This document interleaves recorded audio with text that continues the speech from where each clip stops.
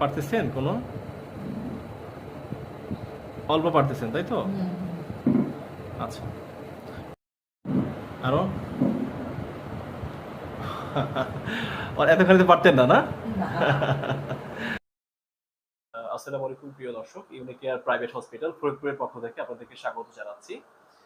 আজকে আমাদের এক বোন, উনি আসলে ২ টা সেশন নিয়েছেন। ঘাড়ের ব্যথা, তারপরে হচ্ছে ওনার কিছু ডিজেনারেশন চেঞ্জ আছে লাম্বারে, হাঁটুতে ব্যথা আছে। তো সবচেয়ে আরেকটা মজার বিষয় হলো যে উনি হাতটা দিয়ে মোটামুটি চেয়ার তুলতে পারতেন না। এখন আ ১ম এ আসার পর এরকম ছিল যে চেয়ার তুলতে পারতেন না, কোনো ভারী জিনিস তুলতে পারতেন না। এখন আলহামদুলিল্লাহ অনেক ভালোভাবে তুলতে পারতেছেন। ওনার কাছে একটু জানবো যে এখন উনি কতটুকু কি পারে।